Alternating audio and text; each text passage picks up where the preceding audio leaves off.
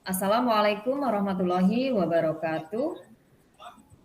Kami dari kelompok 3 Ruang Kolaborasi, saya Esti Kristika Sari dan Bapak Abdul Khalil. Hari ini akan mempraktekkan materi modul 2.3 yaitu coaching untuk supervisi akademik. Akan ada 2 kasus yang nanti kami akan berperan secara bergantian sebagai coach maupun coachee.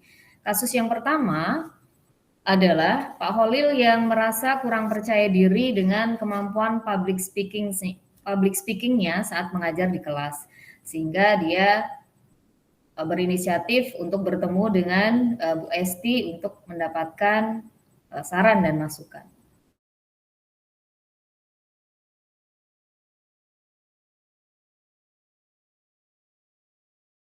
Assalamualaikum Pak Holil. Waalaikumsalam Bu Esti. Bagaimana kabarnya Pak Holil? Alhamdulillah sehat Bu Esti, berkat doa Ibu juga nih bisa bertemu dengan Ibu. Alhamdulillah. Gimana nih Pak Holil, ada yang bisa saya bantu kah? Iya nih Bu, saya ada sedikit kendala nih Bu untuk bisa memperbaiki public speaking saya ketika berada di depan anak-anak Bu. Oh baik, jadi pertemuan kita kali ini adalah tujuannya supaya Pak Holil bisa bagaimana caranya memperbaiki public speaking di depan anak-anak saat mengajar. Seperti itu bukan Pak? Iya betul Bu, kira-kira seperti itu Bu. Baik, nah menurut Pak Holil sendiri, karena kan saya belum pernah berada di kelas ya saat mengajar, bagian mana yang menurut Pak Holil perlu diperbaiki saat public speaking di depan anak-anak ketika mengajar Pak? Jadi gini nih Bu, ketika saya akan membuka pembelajaran itu, saya tuh suka kurang percaya diri nih Bu, sehingga ketika pembelajaran itu jadi monoton Bu ketika pembukaan. Nah itu jadi salah satu kendala bagi saya yang pengennya menjadi pembelajaran yang menarik untuk anak-anak, tapi justru menjadi monoton seperti itu Bu. Oh baik, jadi Bapak merasa selama ini cara menyampaikan ke anak-anak saat mengajar itu monoton ya Pak ya? Betul Bu, betul. Kalau menurut Bapak sendiri, pandangan Bapak nih ya, saya penasaran dengan pandangan Bapak, supaya tidak monoton itu seperti apa sih ketika seorang guru itu mengajar di depan anak-anak, Pak? Nah, kalau pribadi sendiri untuk supaya tidak monoton ya Bu. Jadi ketika pembukaan itu pengennya saya itu bahasa yang digunakan itu bahasa yang welcome terhadap anak-anak ya. Dalam artian bahasa yang memang sesuai dengan kondisi atau bahasa yang sesuai dengan usia mereka gitu Bu. Oke, berarti bahasa yang sesuai dengan kehidupan mereka kekinian saat ini, sesuai dengan usia SMP seperti itu ya Pak ya? Ya betul Bu. Tapi gini Bu, ketika saya ingin menggunakan bahasa yang biasa atau bahasa yang gaul di kalangan mereka gitu, ada keraguan gitu. Jadi ada khawatir sendiri gitu Bu saya Bu itu. Keraguan dan kekhawatirnya bisakah Pak Khalil jelaskan gitu seperti apa?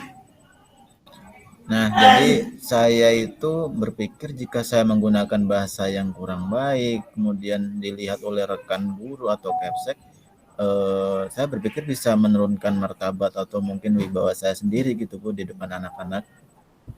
Oh baik, jadi maksud Bapak adalah Bapak merasa khawatir jika ada pihak lain, kepala sekolah atau rekan guru, saat melihat Pak Holil dan mendengarkan Pak Holil sedang mengajar anak-anak menggunakan bahasa itu, Bapak merasa mereka akan berpikiran tidak baik gitu ya ke Bapak ya, karena menggunakan bahasa yang sesuai dengan usia mereka. Seperti itu ya Pak? Iya betul Bu. Jadi nanti saya seperti merendahkan diri saya sendiri gitu Bu di hadapan anak-anak yang saya sedang ajar itu Bu di kelas. Oke, baik. Nah, menurut Pak Holil sendiri nih, saya juga jadi penasaran nih. Kalau kita berbicara tentang bagaimana seorang guru yang direndahkan oleh anak-anak atau dari hal martabatnya ya. Kalau dalam konteks kelas itu, menurut Pak Holil, apakah cara berbicara yang seperti itu bisa menurunkan martabat seorang guru, Pak? Kalau dari saya sendiri ya untuk eh, hal seperti itu sih menurut saya enggak juga sih Bu ya. Nah, kan seharusnya untuk menjadi guru harus menjadi teladan bagi mereka ya. Nah, ketika menggunakan bahasa yang mungkin agak kurang baku, jadi tidak memberikan contoh yang bagus gitu Bu untuk mereka gitu. Iya, jadi menurut Pak Holil, dengan memberikan pembukaan pembelajaran bahasa seusia mereka itu menurunkan martabat seorang guru atau tidak sih, Pak? Menurut pandangan Bapak bagaimana? Kalau menurut pribadi sih sebenarnya tidak ya Bu. Cuma ya tadi Bu, ketika mungkin ada rekan guru ataupun kepala sekolah yang sedang lewat mungkin mendengar kemudian melihat mungkin akan kepikiran berpikir lain gitu Bu tentang saya. Kok penggunaan bahasanya kurang baku ya untuk seorang guru gitu, nggak layak juga di depan anak-anak, mungkin pemikiran mereka seperti itu gitu Bu. Baik, baik. Jadi begini ya, di satu sisi Pak Holil meyakini bahwa mengajar dengan bahasa mereka itu bisa lebih mereka terima, mereka bisa lebih memahami apa yang Bapak sampaikan. Tetapi di sisi lain Bapak juga khawatir jika nanti menggunakan bahasa sehari-hari seperti halnya anak-anak usia mereka, jika dilihat oleh kepala sekolah atau rekan sejawat akan ada kekhawatiran gitu ya, bahwa itu tidak sesuai dengan martabat seorang guru. Seperti itu bukan Pak? Iya betul Bu, seperti itu. Jadi ya mungkin saya cuma khawatir tentang dari rekan-rekan guru mungkin ada yang mungkin menggunjingkan atau menyampaikan ke kepala sekolah tentang penggunaan yang saya sampaikan di kelas gitu.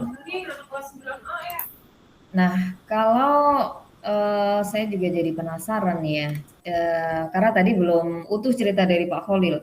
Sebenarnya kekhawatiran Pak Holil itu apakah sudah pernah terjadi atau bagaimana tuh Pak? Jadi sebenarnya untuk yang saya khawatirkan itu belum pernah terjadi ya Bu. Hmm. Hanya saja itu asumsi dan kekhawatiran saya pribadi. Dan saya juga sebenarnya belum pernah juga menanyakan ke rekan guru ataupun bahkan kepala sekolah tentang penggunaan bahasa yang sesuai dengan usia mereka. Tapi ketika ada supervisi pastinya saya sebagai guru kan berusaha untuk menggunakan bahasa yang baku ya Bu ya. Iya, iya, iya.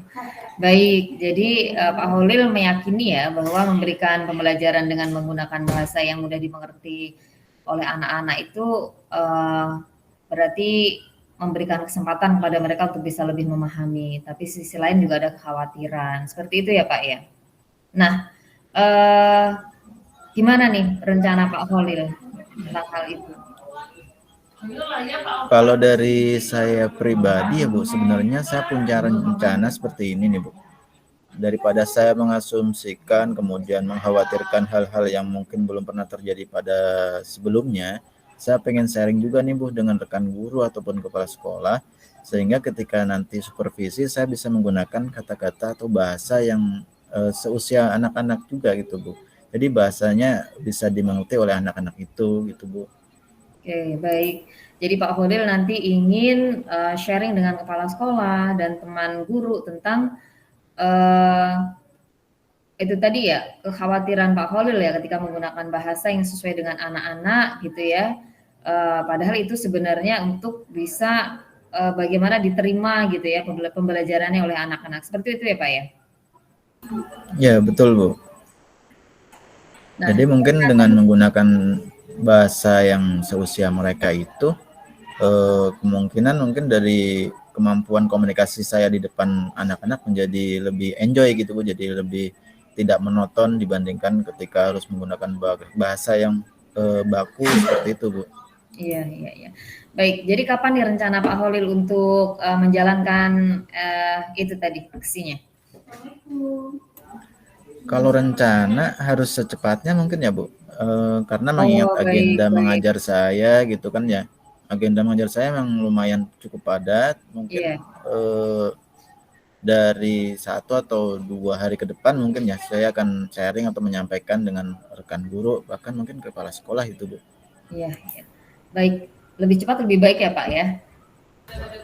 Betul. Nah, kira-kira siapa nih yang bisa menjaga komitmen Pak Khalil gitu untuk membantu mengingatkan atau untuk membantu Pak Khalil nanti bisa merencanakan menjalankan aksi tadi Pak. Yang pastinya saya akan ngajak satu teman ya yang memang sudah sering ngobrol dengan saya, yang udah deket dengan saya ya. Dan mungkin teman saya ini juga akan saya ajak untuk sharing juga ke kepala sekolah biar sama-sama tahu ketika saya menggunakan bahasa yang tidak baku ketika pembelajaran di kelas saya gitu Bu. Ya, baik. Itu rencana yang sangat luar biasa Pak Khalil dan saya yakin itu nanti akan mengurangi kekhawatiran Bapak terhadap bagaimana membawa pembelajaran dari pembukaan sampai akhir pembelajaran. Kemudian itu insya Allah juga akan bisa memperbaiki bagaimana kemampuan public speaking Bapak. Nah, saya nggak sabar nih nanti untuk kita ketemu lagi ya. Kita sepakati lagi nanti setelah Bapak Siap Bu, siap. aksinya, nanti kita ketemu lagi. Dan kita sudah sampai di akhir sesi ini gitu ya. Kira-kira apa nih yang Pak Khalil dapatkan dari kita ngobrol hari ini? Jadi alhamdulillah ya Bu, dari yang kita obrolkan tadi, jadi saya ingin yang tadinya ingin meningkatkan kemampuan komunikasi ini di depan anak-anak ketika belajar di kelas gitu ya. Jadi bisa menemukan solusi nih dari yang apa yang kita obrolkan tadi. Jadi untuk meminimalisir kekhawatiran-kekhawatiran yang tadinya emang khawatir ya di diri saya sendiri. Alhamdulillah jadi lega sih Bu ya. Alhamdulillah. Baik Pak Khalil, selamat beraksi. Nanti kita ngobrol lagi. Saya pamit dulu ya. Assalamualaikum. Siap Bu. Waalaikumsalam. Terima kasih banyak Bu. Baik, untuk yang berikutnya, kasus yang kedua adalah Bu Esti yang merasa tidak siap dengan rencana supervisi dari kepala sekolahnya. Kemudian bercerita ke temannya Pak Khalil yang juga guru tapi di sekolah lain untuk bisa mendapatkan solusi. Assalamualaikum Bu Esti. Waalaikumsalam Pak Khalil. Alhamdulillah, apa kabar Bu Esti hari ini? Alhamdulillah baik Pak. Bapak gimana kabarnya juga nih? Alhamdulillah baik juga Bu. Sehat, alhamdulillah semuanya juga sehat semuanya. Ya, terima kasih Pak sudah mau mampir ke sini nih. Jadi repot ya mampir ke sini. Sama-sama Bu, bisa silaturahim lagi sama Ibu nih. Ngomong-ngomong nih Bu, yang pengen kita obrolin apa nih tujuannya nih kita kira-kira untuk ya beberapa menit ke depan gitu Bu? Ya, jadi saya ingin bercerita Pak dan minta masukan kepada Bapak tentang supervisi. Kebetulan di sekolah sedang ada agenda supervisi dan ya ini sebenarnya hal yang biasa ya buat guru seperti kita Pak ya. Tapi kali ini saya tuh merasa sama sekali nggak siap gitu, merasa nggak tenang gitu, perasaan saya juga merasa kalang kabut gitu lah Pak. Oh jadi tujuan kita hari ini untuk ngobrol-ngobrol kita ini, Ibu pengen bercerita ya tentang rencana mau disupervisi, tapi Ibu sendiri merasa tidak siap begitu ya? Iya, seperti itulah Pak. Makanya saya ingin masukan dari Bapak dan pandangan dari Bapak ya, yang kebetulan juga guru, meskipun dari sekolah lain, justru itu saya butuhkan gitu. Karena mungkin kalau saya meminta masukan dari teman-teman yang di sini juga mungkin mereka jangan-jangan sama seperti saya gitu, nggak siap gitu Pak. Emang kapan sih Bu kira-kira untuk supervisinya kegiatannya kapan itu? Masih minggu depan sih Pak, hari Kamis gitu. Cuma saya harus mempersiapkannya jauh hari kan Pak. Betul, betul. Ini tentang supervisi akademik atau yang lain Bu? Supervisi akademik Pak. Kalau menurut Ibu nih kira-kira sebabnya apa sih kok Ibu tidak siap dengan supervisi yang akan dilakukan minggu depan ya? Sudah 1 pekan lagi ya kira-kira gitu ya. Iya, iya. Padahal bilang sendiri tadi kan untuk supervisi ini sudah biasa ya dilakukan di kalangan kita sebagai guru gitu ya. Gimana itu Pak? Iya, itulah Pak, saya juga bingung ya, kenapa gitu, saya juga nggak siap gitu. Belum sempat ketemu sama teman-teman untuk membicarakan tentang bagaimana mereka apa sama kayak saya sih, cuma kebetulan udah ada Pak Khalil yang kebetulan punya waktu, ya udah saya coba tanya-tanya aja gitu, mungkin Bapak ada masukan atau pandangan gitu Pak. Saya terus terang merasa nggak siap banget gitu. Jadi Ibu tidak siap dengan supervisi minggu depan dan juga Ibu juga bingung gitu, kenapa tidak siapnya gitu ya. Iya, Mungkin iya. gini Bu, coba Ibu nanti ingat-ingat nih, mungkin ada peristiwa apa yang menjadi pemicu bagi Ibu sehingga merasa tidak siap. Nah, hal yang berhubungan dengan tugas-tugas mengajar Ibu atau tentang kegiatan-kegiatan akhir-akhir ini gitu Bu. Bisa diceritakan gitu? Iya, iya. Kalau di sekolah Bapak sendiri sudah implementasi kurikulum Merdeka belum, Pak? Nah, untuk IKM ini alhamdulillah sudah mulai untuk tahun ini ya Bu. Nah, sekolah Jadi saya sudah juga sih. mulai. Jadi sekolah Bapak juga ya, sama ya? Ya, sudah. Nah, sekolah saya kan kebetulan juga ini sekolah penggerak, Pak. Dan kepala sekolah itu menyampaikan dalam pertemuan rutin guru bahwa setiap guru harus mengimplementasikan strategi pembelajaran berdiferensiasi sebagai bentuk keberpihakan guru atau sekolah kepada murid gitu, Pak. Sebenarnya sama sih Bu, di Iya. sekolah saya juga seperti itu. Jadi emang apa ya, sedang dihimbau untuk menggunakan pembelajaran berdiferensiasi kepada anak-anak khususnya yang kelas 7 sekarang ya.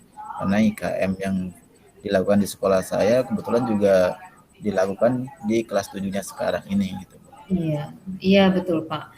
Nah, pembelajaran berdiferensiasi ini untuk saya dan guru-guru lain ya, sosialisasinya sih sudah gitu, tetapi belum ada contoh prakteknya gitu Pak dari sekolah. Sehingga saya hanya membaca teorinya saja gitu. Sulit gitu rasanya kalau belum ada Pelajaran contoh, berdiferensiasi kemudian ini. saya harus menerapkannya gitu Pak. Jadi belum ada contoh prakteknya ya Bu ya. Iya Nah, betul. sementara Ibu harus menerapkannya di kelas-kelas Ibu gitu ya. Iya seperti itu Pak. Nah, dan menurut Ibu, apakah itu menjadi alasan yang memang membuat Ibu tidak siap nih untuk supervisi minggu depan? Apa mungkin iya ya? Rasa-rasanya jangan-jangan karena itu ya, Pak, ya?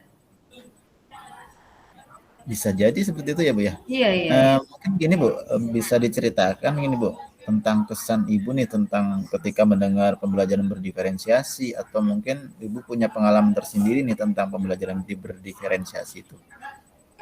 Nah, pembelajaran berdiferensiasi itu kalau yang saya pahami dari yang saya dengarkan dan dari teori yang saya baca, itu adalah pembelajaran yang mencoba untuk memenuhi kebutuhan belajar setiap murid yang dia berbeda-beda ya Pak ya, murid-murid kita itu kan.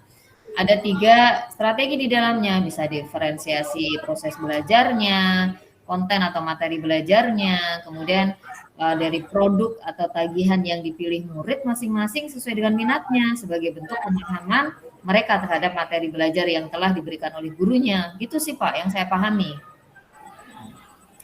Keren Bu, benar keren. Ibu saya lihat udah sangat memahami tentang pembelajaran berdiferensiasi ini. Menurut Ibu nih bagian apa sih yang membuat Ibu nggak siap tentang pembelajaran berdiferensiasi untuk disupervisi di kelas besok itu? Nah, saya melihat pembelajaran berdiferensiasi ini kayaknya rumit gitu loh Pak. Saya punya 25 murid di kelas gitu kan, dan kebutuhan mereka kan bermacam-macam gitu. Gimana cara saya memenuhi kebutuhan belajar mereka gitu loh Pak, dengan jumlah yang banyak kemudian macam-macam kebutuhan belajar mereka gitu Pak. Dari sekian murid nih tentang kebutuhannya, kemudian tentang gaya belajarnya, rumitnya di sebelah mananya sih Bu? Menurut Ibu? Ya, tapi jujur sih Pak, sebenarnya saya tuh gini ya, di satu sisi saya itu merasa rumit gitu ya, tapi di sisi lain juga sebenarnya ada hati saya yang merasa tertantang gitu dengan pembelajaran berdiferensiasi ini gitu. Jadi eh, saya yakin bahwa pembelajaran berdiferensiasi ini sangat sesuai ya untuk memenuhi kebutuhan belajar murid gitu ya. Bahkan ini sudah melalui itu tadi ya pendapat-pendapat para ahli di bidang pendidikan gitu ya. Nah, saya tertantang dengan gimana gitu saya cara melihat minat mereka, kesiapan belajarnya, profil murid yang saya ajar gitu. Ya, itu tantangan tersendiri sebenarnya ya Pak ya, meskipun saya ngerasa rumit gitu loh Pak. Jadi meskipun rumit itu sebenarnya Ibu merasa sangat tertantang ya dengan pembelajaran berdiferensiasi Iya, itu ya. ya. Saya rasa sih seperti itu ya. Ngomong-ngomong nih Bu, sejauh mana sih pengenalan Ibu terhadap murid-murid yang Ibu ampu sekarang nih? Ya, selama mengajar mereka 1,5 semester ini ya, saya merasa enjoy banget Pak. Saya pastilah mengenal mereka dengan cukup baik. Minat mereka saya paham, kemudian gaya belajar mereka pun saya juga banyak tahu gitu ya. Mana yang suka menulis, mana yang suka cerita, kemudian siapa yang nggak bisa diem saat belajar gitu. Nah, tapi mungkin kesiapan belajar mereka yang di setiap materi pelajaran yang mungkin harus saya lihat dulu ya ketika masuk ke materi belajar yang baru gitu Pak. Jadi Ibu sebenarnya kan udah kenal ya dengan gaya-gaya belajar mereka, kemudian minat mereka, kemudian kebutuhan-kebutuhan mereka. Menurut Ibu nih, apakah itu membuat Ibu apa ya ragu untuk menerapkan penerapan pembelajaran berdiferensiasi itu? Oh iya ya, sebenarnya yang saya sebutkan tadi itu sebenarnya hal-hal yang memang dibutuhkan dalam pembelajaran berdiferensiasi ya Pak ya. Minat mereka saya tahu, kemudian gaya belajar Betul. mereka saya juga tahu gitu. Dan itu kan hal-hal yang memang dibutuhkan ya di dalam pembelajaran berdiferensiasi. Sebenarnya saya sudah punya bekal ya Pak di situ ya Pak ya. Iya betul Bu. Bekal Ibu sudah banyak sebenarnya Bu. Nah jadi menurut Ibu gimana nih tentang pembelajaran berdiferensiasi ini? Eh, Ternyata tidak serumit yang saya bayangkan di awal ya Pak ya. Nah kalau Ibu sudah merasa tidak serumit yang Ibu bayangkan dari awal, menurut Ibu nih rencana kedepannya, rencana untuk selanjutnya ini untuk persiapan supervisi itu seperti apa? Nah, saya punya rencana seperti ini, Pak. Saya pasti akan membuat RPP sebelum jadwal supervisi ya. Kemudian saya akan mencoba menyiapkan diferensiasi konten materinya. Saya akan mencoba meminta ke anak-anak untuk mereka membawa buku bacaan, bisa dari buku atau majalah yang mereka punya di rumah tentang tata surya. Karena kebetulan IPA kan materinya tentang itu nih, Pak. Nah, kemudian saya mencoba juga akan menyiapkan kartu-kartu untuk mereka bermain. Dan alat peraga rasanya juga sekolah punya gitu yang bisa dipakai anak-anak untuk materi pelajaran tata surya ini. Dan juga saya akan mencoba mencari video yang menarik sebagai bahan Jadi Ibu belajar. akan menyiapkan semua bahan-bahan ya Bu ya, Ya, kontennya juga gitu iya, ya. iya Nah Pak. kira-kira nih Bu, kapan itu rencana akan dieksekusi gitu? Ya, insya Allah secepat mungkin Pak. Besok rasanya saya bisa memulainya. Kira-kira siapa yang bisa membantu Bu Esti nih dalam menjalankan rencana Ibu Esti tadi yang luar biasa nih untuk persiapan supervisi pembelajaran berdiferensiasi? Ya, saya ada teman satu paralel yang mengajar tematik itu ada Miss Puji, ada Ustadz Yayat. Nanti saya akan meminta bantuan mereka. Kebetulan mereka juga akan disupervisi, tapi dengan mata pelajaran yang berbeda gitu. Nanti saya gantian bisa membantu mereka gitu ya. Oke, baik. Semoga selalu dipermudah ya Bu ya. Amin ya Sama Allah. Allah Iya, Subhanahu Wa iya. Taala. Nah, kebetulan Ibu kita sudah di akhir pertemuan nih, karena saya sudah ada kelas juga.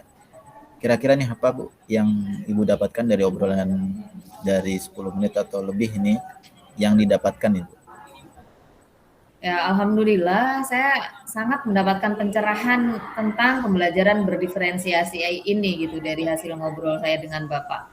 Yang tadinya saya nggak siap mau disupervisi, yang ternyata memang alasannya karena itu tadi merasa diferensiasi itu sangat rumit gitu ya.